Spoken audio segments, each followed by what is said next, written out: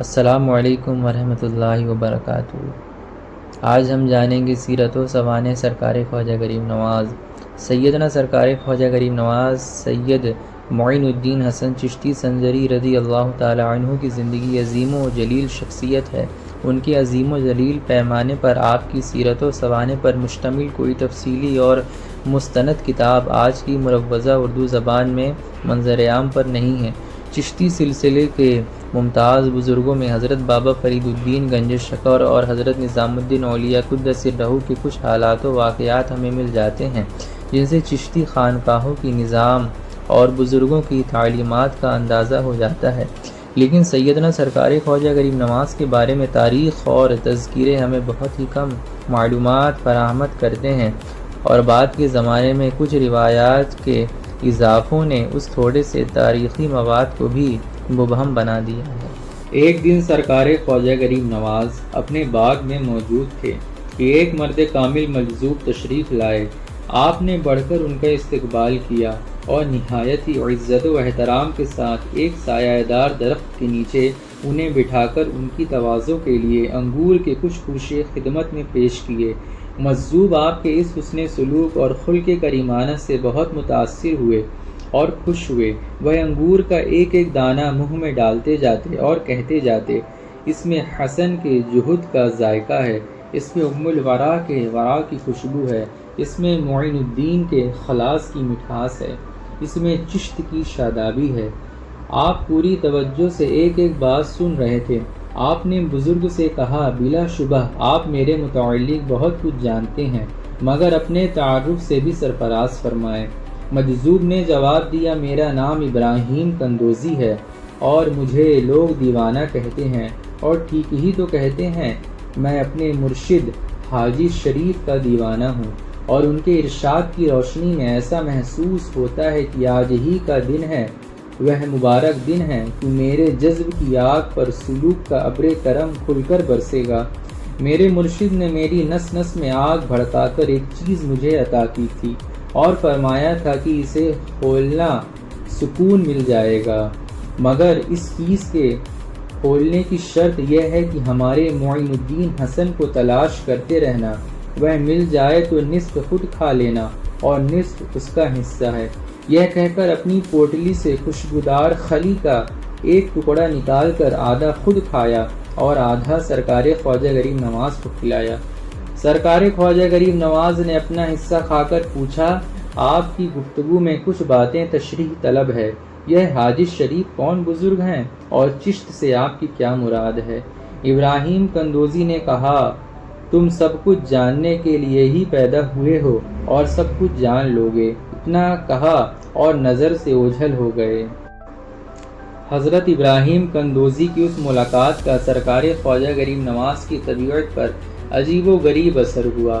آپ کا دل دنیائے فانی سے بیزار ہو گیا اور ہر رگ و پے میں عشق و محبت الہی کا دریا موج زن ہو گیا۔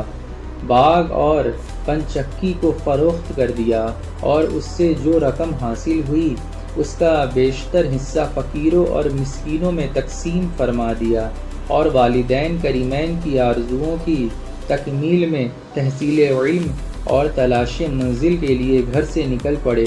ساتھ میں مختصر سامان سفر لیا اور دوست احباب اعزاء و اقارب کی محبت، دنیاوی رشتوں اور تعلقات کو نظر انداز کر کے وطن عزیز کو خیر آباد کہہ دیا۔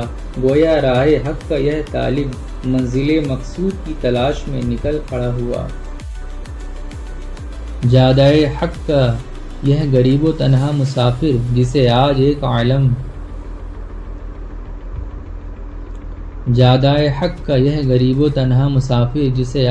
عالم خواجہ غریب نواز کے نام سے نہایت عقیدت و احترام کے ساتھ یاد کرتا ہے اور انہیں سلطان الہند کے لقب سے جانتا اور مانتا ہے، بے خوف و خطر دشوار گزار راستوں، لک و دک صحراؤں اور بے آب و گیاہ میدانوں کو طے کرتا ہوا منزل مقصود کی طرف رواں دواں تھا۔ راہ میں جہاں کہیں شام ہو جاتی، قیام پذیر ہو کر عبادت الہی میں مصروف ہو جاتے اور صبح نمودار ہوتے ہی اپنے معمولات سے فارغ ہو کر پھر سفر شروع کر دیتے۔ اس دوران میں بغداد شریف، سمرقند، بخارا اور نیشا پور علوم اسلامی کے مراکز تسلیم کیے جاتے تھے، جہاں بڑے بڑے جید علماء دین موجود تھے اور ان سے ہزاروں تشنگانے علوم سیراب و فیضیاب ہو رہے تھے۔ آپ نے سب سے پہلے نیشا پور جانے کا ارادہ فرمایا، کیونکہ وہاں کے علمی حلقے میں جو علماء شہرائے آفاق تھے وہ آپ کے والد ماجد حضرت خواجہ سید غیاث الدین حسن کے قریبی احباب میں تھے۔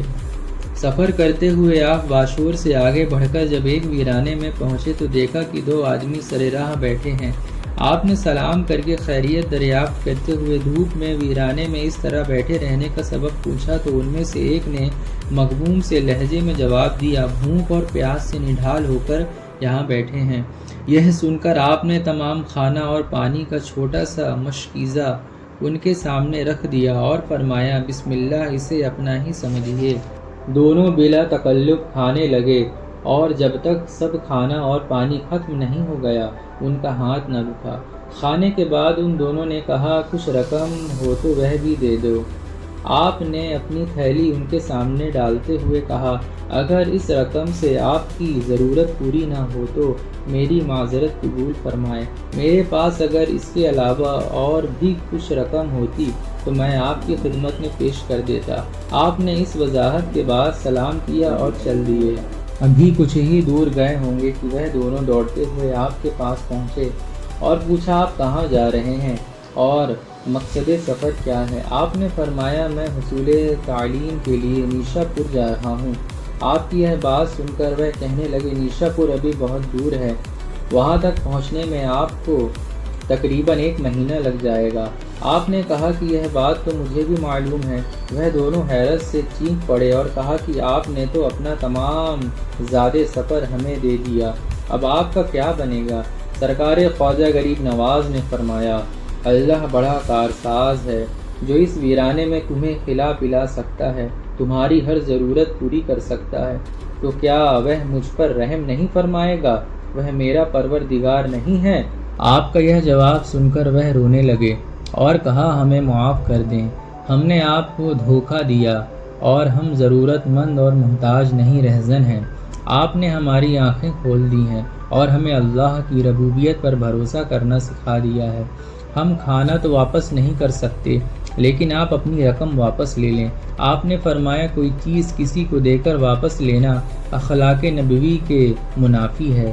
وہ اصرار کرتے رہے مگر آپ انہیں حیران و پشیماں چھوڑ کر اپنی راہ چل پڑے۔ بھوک اور پیاس کے عالم میں سفر کرتے ہوئے سرکار خواجہ غریب نواز دل آرام قصبے میں پہنچے۔ وہاں ایک عابدہ و زاہدہ خاتون آپ کو اپنے گھر لے گئی۔ یہ قدرت خداوندی ہی تو تھی کہ سر راہ محترمہ نے سرکار خواجہ غریب نواز کو روک کر فرمایا، بیٹے تم مسافر ہو، تم دور سے آئے ہو اور دور جا رہے ہو، کیا ایک دن کی میزبانی کی اجازت سے مجھے سرفراز کرو گے؟ آپ نے ان کے خلوص کی قدر کرتے ہوئے اور منشأ الہی سمجھتے ہوئے وہاں ایک رات قیام کرنا منظور فرما لیا۔ آپ جب وہاں سے روانہ ہوئے تو بالکل تازہ دم تھے، ابھی اپنی منزل سے چند فرسخ قریب ہوئے ہوں گے کہ آپ کو ایک قافلہ پڑاؤ ڈالے ہوئے ملا جو ہرات جا رہا تھا۔ قافلے والوں نے سرکار خواجہ غریب نواز کا گرم جوشی سے استقبال کیا اور آپ کو امیر قافلہ سلیمان کے پاس لے گئے۔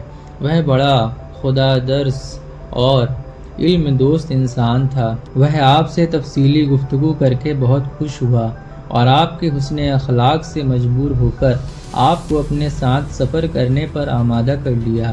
ہرات تک کا سفر اللہ تعالیٰ نے اس طرح آسان کر دیا۔ ہرات سے ایک قافلہ نیشا پور کی طرف جا رہا تھا جس میں امیر قافلہ سلیمان کے کئی جاننے والے شریک تھے۔ سلیمان سرکار خواجہ غریب نواز کا ان سے تعارف کرا کے رخصت ہو گیا۔ آپ نئے قافلے کے ساتھ ایران پہنچ گئے۔ اس زمانے میں وہاں کے شہر مرو توس اور نیشا پور ویران پڑے ہوئے تھے۔